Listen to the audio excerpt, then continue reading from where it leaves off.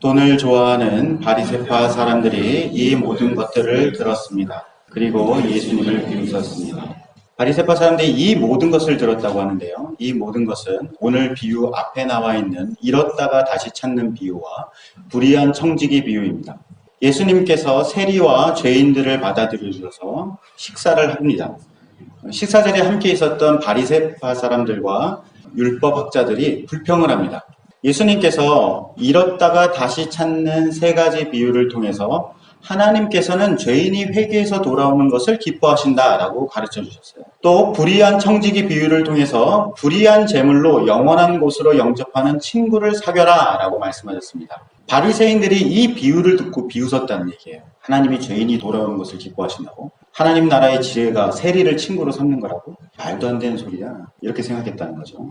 바리새인이 예수님을 비웃은 이유가 14절에 나와 있대요. 돈을 좋아하기 때문이다 라고 나옵니다. 실제로 바리새인들은 돈을 좋아하는 사람들이 아닙니다. 부유한 귀족 계급인 사두개인들과는 달리 대부분의 바리새인들은 평민 출신이었습니다. 부유한 사람들이 많지 않았어요. 이 바리새인들은 권력이나 부를 추구하지 않고 오로지 율법을 배우고 행하는 데에 인생을 바친 사람들이었습니다. 율법을 가르쳐서 수업료를 받기는 했어요. 그러나 말씀을 가르치고 보수를 받는 것은 그 당시에 아주 상식적인 일이었습니다. 사소한 수익에도 11조와 감사원금을 드리고 일주일에 2번씩 금식한 돈으로 가난한 사람들을 구제했습니다. 바리새인들은 말씀에 따라서 청빈하게 살려고 노력했습니다. 사람들이 이 사람들의 청렴함을 보고서 존경한 거예요. 바리새인들은 돈에 환장한 사람들이 아니었습니다. 그러면 오늘 본문에서 바리새인들이 돈을 좋아한다 라는 뜻은 무엇일까요? 이 돈을 좋아한다는 말은 친구를 삼는다는 말과 빛나는 은접시라는 두 단어가 합쳐진 말입니다. 은접시가 번쩍번쩍 빛나죠? 그것을 친구로 삼는다는 뜻이에요. 화려한 것을 곁에 두고 싶어한다는 뜻이죠. 욕심을 부리고 탐욕스럽다라는 뜻으로 발전하게 됩니다. 예수님께서 바로 전에 불의한 재물로 영원한 친구를 삼아라 라고 말씀하셨는데 일부러 돈을 좋아한다라는 이 단어를 가지고서 설명을 하시는 겁니다. 이 돈을 좋아한다는 단어는 성경에 딱 2번만 쓰이는 단어인데요. 디모데후서 3장 2절에 나와 있습니다. 그때에는 사람들이 자기 자신과 돈만 사랑하며 뽐내고 교만하며 다른 사람들을 헐뜯고 사람들은 자기 자신을 위해서 돈을 사랑한다는 거예요. 돈을 사랑한다는 것은 번쩍번쩍 빛나는 은접시를 자기 곁에 둔다는 뜻이거든요. 빛나는 것을 옆에 두고 마치 내가 빛나는 것처럼 뽐내고 잘난 척한다는 뜻이죠. 나를 위해서 명품을 몸에 두릅니다. 유명한 사람을 친구로 삼고 은근히 자신을 높입니다. 내가 이 사람이랑 친구야. 내가 이렇게 대단한 사람이지. 이렇게 행동하는 것을 돈을 좋아하는 사람이다 라고 할 수 있습니다. 누가복음 16장 15절을 보면요. 예수님께서 이들에게 말씀하셨습니다. 너희는 사람들 앞에서 스스로를 의롭다고 한다. 그러나 하나님께서 너희의 마음을 아신다. 사람에게 존경을 받는 것이 하나님께 미움을 받는 것이다. 바리새인은 자신을 위해 빛나는 것을 친구로 삼아서 내가 사람들에게 존경을 받는 사람이다 라고 이렇게 드러내고 싶어 한다. 바리새인은 명품이나 재물을 친구로 삼는 게 아닙니다. 바리새인들이 친구로 삼는 것은 무엇일까요?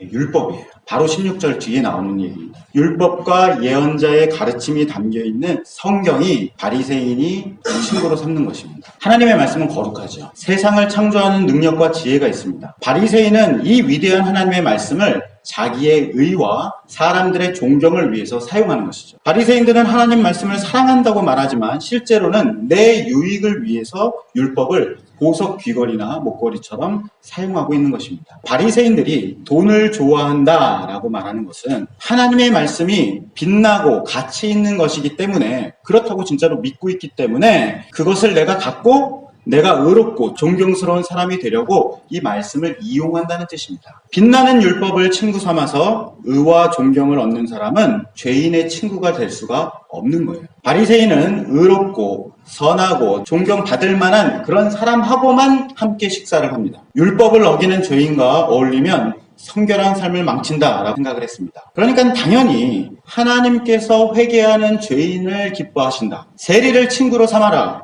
라고 예수님께서 말씀을 하시면 그 예수님을 비웃을 수밖에 없는 것이죠. 16절을 계속 보겠습니다. 율법과 예언자의 때는 요한까지이다. 그러나 요한 이후부터는 하나님 나라의 복음이 전파된다. 모든 사람이 그 나라에 들어가려고 힘쓰고 있다. 오늘 말씀을 보면 율법과 예언자는 정해진 기한이 있다는 거예요. 요한의 때까지뿐이라는 거죠. 요한 이후부터는 하나님 나라의 복음이 역할을 담당한다 합니다. 그렇다고 해서 율법이 없어지는 것은 아니죠. 율법은 하나님 나라가 온다라고 가르치고 있고 복음은 하나님 나라가 여기 왔다라고 선언을 합니다. 율법은 하나님을 사랑하라라고 말을 하고요. 복음은 하나님 사랑은 이렇다라고 보여줍니다. 그러니까 율법은 복음을 통해서 완성이 되는 것이죠. 자, 17절을 보겠습니다.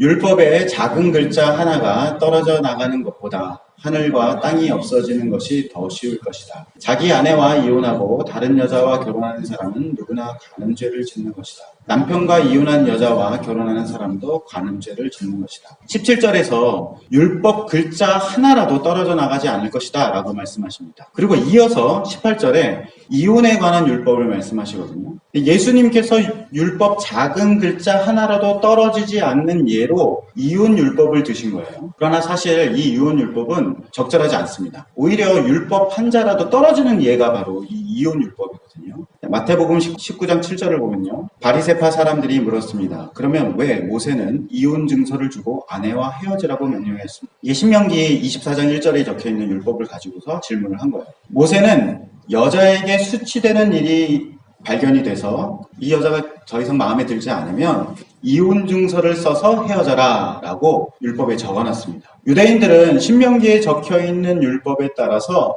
이혼 증서를 써서 아내를 내보냈어요. 8절을 읽어보면요. 예수님께서 대답하셨습니다. 모세가 아내와의 이혼을 허락한 것은 너희의 마음이 악하기 때문이다. 그러나 원래부터 그랬던 것은 아니다. 내가 너희에게 말한다. 부정을 저지르지 않았는데도 아내와 이혼하고 다른 여자와 결혼하는 것은 간음죄를 짓는 것이다. 예수님께서 뭐라 그러세요? 원래는 아니라는 거예요. 그런데 모세가 허락했다는 거죠. 고대 근동에서는 남자만 재산과 권력을 가지고 있었습니다. 우리나라만 해도 얼마 전까지만 해도 재산은 남자만 물려받았죠. 여자는 남자의 권위 아래에서 보호를 받고 의식주를 얻었습니다. 그런데 이 남자들이 아내를 책임지기 싫어하는 거예요. 그래서 이유 없이 여자를 내치는 경우가 많았습니다. 힘없는 여자들은 유기견처럼 길거리에 버려지고 구걸을 하거나 몸을 파는 비참한 처지가 됩니다. 모세는 남자들이 마음대로 여자를 쫓아내지 못하게 하고 쫓겨난 여자들이 최소한의 생존이 가능하도록 법적인 문서를 만들어줘라 라고 명령을 한 거예요. 이혼 증서는 원래 하나님의 명령이 아닙니다. 모세가 마음대로 만들어낸 거예요. 모세는 율법의 작은 글자만 바꾼 게 아니라 아예 한 줄을 바꿔버렸습니다. 그런데도 왜 하나님은 모세의 율법이 하나님의 말씀이다 라고 인정해서 성경에 적어 놓으셨을까요? 왜냐하면 약한 여자를 보호하고 사랑하기 위한 목적이 그것에 담겨있기 때문이죠. 자, 그런데 오늘 예수님은 뭐라고 그러세요? 아내가 부정을 저지르지 않았는데 이혼하면 간음죄라고 해요. 예수님께서는 모세의 율법을 또 바꾸셨어요. 예수님은 방금 전까지만 해도 율법은 한 자리도 떨어지지 않는다라고 말씀을 해놓고 성경에 적혀있는 모세의 율법을 바꾸신 거예요. 부정한 경우는 이혼이 되고 부정하지 않은 경우는 이혼이 안 돼. 예수님께서 실수하신 건가요? 성경에 적혀있는 말씀을 바꿔보셨어요. 이런 경우는 이혼이 된다? 저런 경우는 안 된다? 이런 것들은요 언제든지 변하는 율법입니다. 모세의 시대에는 이랬고 예수님 시대에는 이렇게 바뀌는 거예요. 율법은 시대에 따라서 바뀔 수 있다는 것을 예수님께서 직접 보여주시는 거예요. 예수님께서 모세의 율법을 다시 바꾸신 이유는 무엇입니까? 종이에 적혀있는 율법은 저렇게 변하는 거야. 이렇게도 변하는 거야. 그러니까 영원히 변하지 않는 하나님의 진정한 뜻이 무엇인지 생각해야 돼 라는 것을 가르쳐 주시려고 바꾸신 거죠. 십계명도 있죠. 십계명이 영원한 계명일까요? 안식일을 지켜라. 도둑질하지 마라. 이것은요 우리가 이 세상에 살 때만 필요한 규칙이에요. 하나님의 나라에 가면 이런 규칙은 필요가 없어요. 십계명도 결국에는 사라지는 율법이라는 겁니다. 자, 그렇다면 예수님께서 한 자도 떨어지지 않는 율법이 있다라고 말씀하셨는데 이것은 무엇일까요? 율법의 원래 목적인 하나님을 사랑하고 이웃을 사랑하라라는 것이 한 자도 떨어지지 않는 율법입니다. 이혼율법은요. 남편은 아내를 위해서 생명을 다하고 아내는 남편에게 순종하며 사랑하라. 이것이 한 자도 떨어지지 않는 율법인 거예요. 이혼 증서를 써줘라. 부정이 아니면 이혼은 불가하다. 이런 것들은 시대에 따라 바뀌는 거예요. 하지만 서로 사랑하라 라는 것은 영원히 변하지 않는 율법입니다. 종이에 적힌 율법은요. 변하기도 하고 언젠가는 사라지는 불의한 재물인 것입니다. 마치 불의한 청지기에 비유해서 내일이면 청지기의 권한을 잃어버리는 것과 같은 거예요. 율법은 요한의 때까지 정해져 있다라고 말씀하십니다. 변하는 율법이 바리새인이 가지고 있는 불의한 재물인 것이죠. 바리새인은 불의한 재물로 또 다른 불의한 재물을 추구합니다. 자기의 의와 사람의 존경인 것이죠. 변하는 율법을 친구 삼아서 내가 존경받으려는 사람들은 율법의 진정한 원래의 뜻을 알 수가 없는 거예요. 이혼증서를 써줬으니까 나는 하나님 말씀을 지킨 거야. 부정한 아내를 내치면서 나는 말씀대로 했어. 나는 예수님의 말씀을 따른 거야. 라고 말을 하죠. 그러나 하나님께서 종이에 적힌 대로 지켜라 라고 율법을 주신 게 아니에요. 그것은 변하는 것이기 때문이죠. 수백 가지 율법을 철저하게 지켜도 하나님의 원래의 뜻은 어기게 되는 것입니다. 예수님께서 불의한 재물로 영원한 친구를 사겨라 라고 말씀하셨듯이 우리는 율법을 통해서 하나님의 마음을 알고 이웃을 사랑해야 되는 것이죠. 복음은 율법이 말하는 하나님의 사랑이 무엇인지를 가르쳐 주십니다. 당신의 아들을 보내셔서 죄인을 부르시는 하나님의 용서와 사랑을 보여주고요. 그리스도가 나를 용납하셨듯이 우리 서로 용납하고 사랑의 짐을 지라고 말씀하십니다. 우리가 복음을 듣고 알아야 율법이 한 자도 땅에 떨어지지 않고 이루어지게 되는 것입니다. 자, 이런 생각들을 가지고서 부자와 나사로의 비유를 살펴보도록 하겠습니다. 19절을 보면요. 예수님께서 말씀하셨습니다. 어떤 부자가 있었다. 이 사람은 언제나 가장 비싼 옷을 입고 매일 호화스럽게 살았다. 예수님 당시에는 부자가 드물었습니다. 당시는 하루 한 끼 먹으면 다행이고요. 두 끼 먹으면 행복한 시절이었어요. 평민이 열심히 노력하면 먹고 살만한 중산층 정도는 될 수 있어도 부자가 된다. 이건 아주 힘든 일이었습니다. 부자가 되려면 대체로 귀족 가문에서 태어나든가 남들은 정말 범접할 수 없는 뛰어나고 엄청난 재주를 타고나야 됩니다. 평범한 사람들이 보기에 부자는 하나님께 복을 받은 사람이죠. 귀족 가문 부잣집에서 태어나든가 아니면 엄청난 재주가 있고 그런데 부자는 이 부를 유지하기 위해서는 또 평민들이 알 수 없는 나름대로의 고충을 가지고 있습니다. 권력자와 친분이 없으면 평생 모은 재산을 빼앗기기가 일쑤였습니다. 왕이 수시로 바뀌는 그런 때니까요. 급변하는 정세를 파악하지 못하면 순식간에 패가 망신하는 거죠. 줄을 잘 서야 됩니다. 상류사회에서 처신을 잘해야 합니다. 힘 있는 사람들을 초대해서 인맥을 관리해야 되는 거죠. 부자가 좋은 옷을 입고 매일 호화로운 잔치를 베푸는 이유는 상류사회에서 살아남기 위한 처세술인 거예요. 빛나는 옷과 호화로운 생활과 권력자와 부자들의 친구가 되는 것이 하나님께서 내게 주신 복을 누리고 유지하는 방법이었던 것입니다. 부자와 나사로의 비유에서 부자는 직접적으로 누구를 의미하는 걸까요? 하나님께 율법을 받은 바리새인들입니다. 바리새인들은 하나님께 율법을 받았죠. 그 율법을 가지고서 자신을 의롭게 치장하고 사람들의 칭찬을 누리고 있습니다. 또 율법을 잘 지키는 거룩한 사람들, 사람들에게 칭찬과 존경을 받는 선생들을 친구로 삼고 있습니다. 20절을 보면요. 한편 그 집 대문 앞에는 나사로라는 한 가난한 사람이 누워 있었는데 몸에는 부스럼투성이었다. 그가 부자의 식탁에서 떨어지는 부스러기로 줄인 배를 채우기 원했다. 심지어 개들이 와서 그의 부스럼을 핥았다. 그 부자의 집 대문 앞에는 병든 거지 하나가 누워 있었습니다. 이름이 나사로죠. 유대인들은 하나님께 저주를 받았기 때문에 저렇게 심각한 피부병에 걸리는 것이다 라고 생각했습니다. 피부병은 몸 안에 있는 병보다 훨씬 더 끔찍해 보이죠. 막 얼굴에 두드러기가 나고 진물이 흐르고 피가 흐르고 그러니까 하나님께 저주를 받았다라고 생각을 했던 거예요. 하루 한 끼 벌어먹기 힘든 세상에 집에 병자가 누워있으면요 가정이 파탄이 납니다. 지금도 그러는데요. 예수님 시대에는 약값이 비싸고 구하기도 힘들어서 중병에 걸리면 다른 가족을 위해서 집을 떠나서 자기 살 길을 찾아가는 경우가 많았습니다. 주로 사람이 많은 거리와 성전에서 구걸을 하다가 병이 깊어져서 객사를 하죠. 그래서 여리고 길 옆에 있는 눈먼 거지라든가 성전에 모여있는 병자들이 바로 이런 사람들, 집을 떠나서 가족들에게 폐를 끼치지 않으려고 하는 사람들이죠. 나사로는 부자의 대문 앞에서 구걸을 했다고 해요. 부잣집은 잔치도 많고 찾아오는 사람도 많이 있었습니다. 나사로는 사람들의 도움을 받을 수가 없었죠. 사람들은 하나님께 저주받은 병든 거지를 멀리했습니다. 개들만 나사로에게 다가왔다고 해요. 나사로는 가족들에게도 버림을 받고 사람들에게 멸시를 받았던 것이죠. 자, 오늘 비유에서 이 거지 나사로는 직접적으로 누구를 말하는 것일까요? 예수님을 찾아온 세리와 죄인들을 말하는 것입니다. 유대 사회에서 세리는 암적인 존재예요. 가족들에게 버림받고 친구들에게도 멸시받고 유대 사회에서는 저건 반드시 없어져야 될 놈들이라 조금이라도 자비를 얻을 수가 없는 사람들이 나사로, 이 세리들인 것입니다. 그런데 오늘 이 비유에서 특이한 점은 나사로라고 하는 이름입니다. 다른 예수님의 비유에는 이름이 나오지 않아요. 어떤 청지기가 있었다, 혹은 어떤 아버지가 있었다, 이렇게 나오거든요. 나사로처럼 이름이 나오는 경우는 이 비유가 유일합니다. 나사로라는 이름은 히브리 이름인 엘리에셀에서 유래한 말입니다. 엘리에셀이라는 말은 하나님께서 도우셨다라는 뜻을 가진 이름입니다. 예수님께서 특별히 이 병든 거지를 나사로라고 이름을 붙이셨어요. 겉보기에는 하나님께 저주를 받았고 가족과 친구에게 버림을 받아서 길거리에 앉아 있지만 이 거지의 진짜 정체는 하나님께서 도우시는 사람이었다는 거예요. 나사로는 누구라고 했죠? 세리라고 했어요.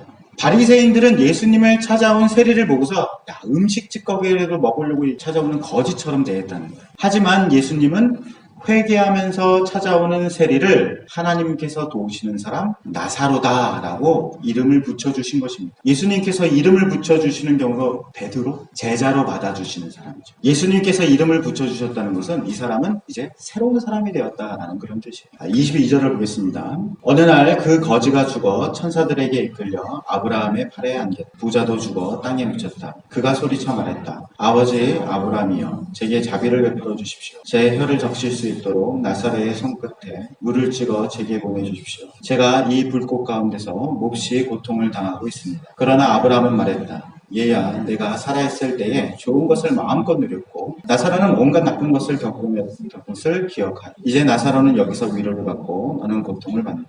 부자가 아브라함을 아버지라고 부르는 것을 보면은 신앙인으로서의 믿음을 가지고 있었어요. 하나님을 예배하는 사람이었고 은혜에 감사하고 율법을 준수하고 11조와 각종 헌금을 냈을 것입니다. 특별히 악하게 산 사람이 아니에요. 부자로 태어나서 부자로 열심히 살았던 것뿐이죠. 부자는 살아있을 때에 하나님께서 주신 복을 마음껏 누렸다고 나옵니다. 이 얘기는 흥청망청 막 낭비했다는 그런 뜻이 아니에요. 하나님께서 주신 것을 자기의 뜻대로 자기가 원하는 대로 사용했다는 뜻입니다. 근데 이 부자가 죽어서 막 불 속에서 고통을 당하니까 나사로의 손가락으로 물을 찍어서 주세요 라고 이야기합니다. 근데 이 나사로는요, 살아있을 때에 부자에게 바로 이런 자비를 원했어요. 음식 부스러기 조그마한 거 하나 얻기를 바랬단 말입니다. 그런데 나사로는 얻지 못했죠. 만약에 이 부자가 나사로에게 음식 부스러기를 주었다면 지금 부자가 이 고통스러운 가운데 있을 때에 손끝에 물 찍어서 얻을 수 있는 그런 자비를 얻었을 것입니다. 이 부자를 영원한 곳으로 영접해 줄 수 있는 친구는 누구였던 것입니까? 바로 나사로였던 것이죠. 부자가 불의한 재물로 나사로를 친구로 사귀었었다면 부자는 불꽃 가운데서 자비를 얻을 수 있었을 것입니다. 바리새인들이 율법교사 자리에 앉아서 사람의 존경을 받을 때에 세리가 예수님께 나오는 것을 보고서 지금 이 사람을 하나님께서 돕고 계시는구나 라는 것을 깨닫고 이 세리에게 작은 자비를 베풀었다면 바리새인이 하나님께 자비를 얻을 수가 있는 것이에요. 바리새인이 가진 불의한 재물로 세리를 친구로 사귀었어야 하는 것이죠. 자, 27절을 보겠습니다. 부자가 말했다. 그러면 제발 부탁입니다, 아버지. 나사로를 내 집안에 보내주십시오. 제게 형제가 5명이 있는데 나사로가 가서 증언하여서 그들이 이 고통받는 곳에 오지 않게 해주십시오. 부자는 고통 속에서 생각했다는 것이죠. 왜 내게 이 하나님의 뜻이 무엇인지를 가르쳐주는 사람이 없었을까? 내 나름대로는 열심히 살았는데 그게 아니었어. 죽은 자가 살아나는 것처럼 엄청난 기적을 보면서 우와!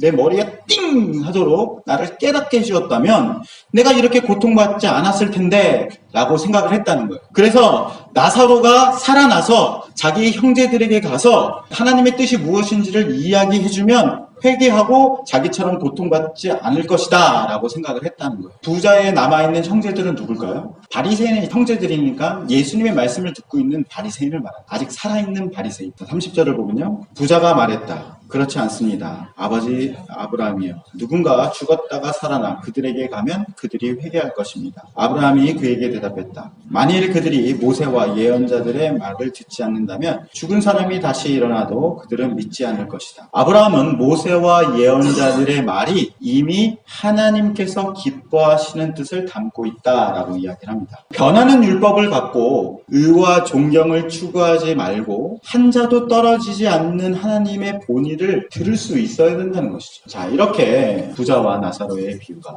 끝이 내게 됩니다. 예수님께서 말씀하신 것처럼 사람들은 돈을 좋아해요. 이 돈이라는 것은 화폐, 지폐 이런 것을 말하는 것뿐만이 아닙니다. 빛나는 보석과 화려한 옷을 몸에 두르고 유명하고 능력 많고 성공한 사람들을 친구로 사귀고 그것을 가지고서 자신을 뽐내는 것이죠. 이런 사고방식을 가진 사람들이 교회에도 마찬가지로 있습니다. 성실한 종교생활과 남다른 헌신으로 자신을 치장하죠. 하나님 말씀대로 살자라고 말하면서 순종하는 자신을 높이고 범죄하는 다른 사람은 깎아내립니다. 오직 예수를 외칩니다. 나에게 성공을 주고 어려운 일을 해결해주는 위대하고 번쩍번쩍 빛나는 영광의 주님을 곁에 두려고 하죠. 교회는요, 화려한 건물을 짓고 사회적으로 성공한 사람들을 교회에 데리고 오면 사회로부터 의롭고 존경을 받는다고 생각을 합니다. 하지만요, 예수님은 세리와 창녀들의 친구셨어요. 고아의 아버지이고 과부의 보호자이며 나그네를 사랑하시는 분입니다.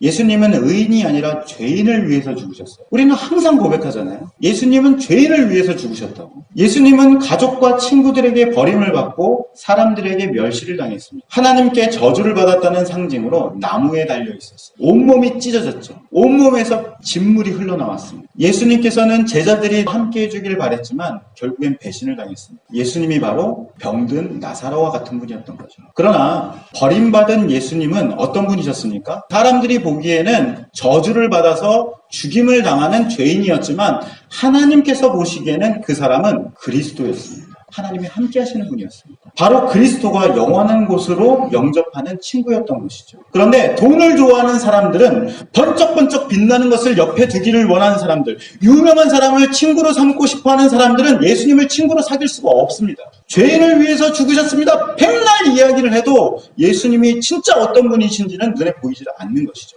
예수님이 그리스도로 보이지 않아요. 그런데 바리새인과 부자 중에는 병든 거지와 같았던 그리스도를 친구로 삼은 사람이 있었습니다. 요한복음 19장 38절을 보면요. 아리마대 사람 요셉이 빌라도에게 예수님의 시신을 가져가겠다고 요청했습니다. 빌라도가 허락하자 요셉이 와서 예수님의 시신을 가져갔습니다. 니고데모도 요셉과 함께 왔습니다. 그는 몰약과 알로에를 섞어 만든 향료를 약 33kg 정도 가져왔습니다. 예수님께서는 로마의 반역자로 죽으신 거예요. 십자가로 죽는다는 것은 로마의 가장 큰 죄인이라는 뜻입니다. 예수님의 시체를 수습하겠다라는 것은 그와 한편이라는 뜻이거든요. 지금 유대 사회에서 가지고 있는 재산과 명예를 모두 빼앗길 수 있는 매우 위험한 행동이에요. 너도 그 사람과 한패지? 그러면 싹 다 잡아 죽이는 겁니다. 목숨을 걸어야 하는 일인 것이죠. 그런데 이 아리마대 사람 요셉은 자신이 가지고 있는 무덤을 예수님의 시신을 모시는데 사용합니다. 니고데모는 유명한 바리새인이죠. 국회의원 같은 사람이에요. 예수님의 시체를 위해서 몰약과 향료를 가지고 옵니다. 이 두 사람은 하나님의 저주를 온몸으로 받아낸 죄인에게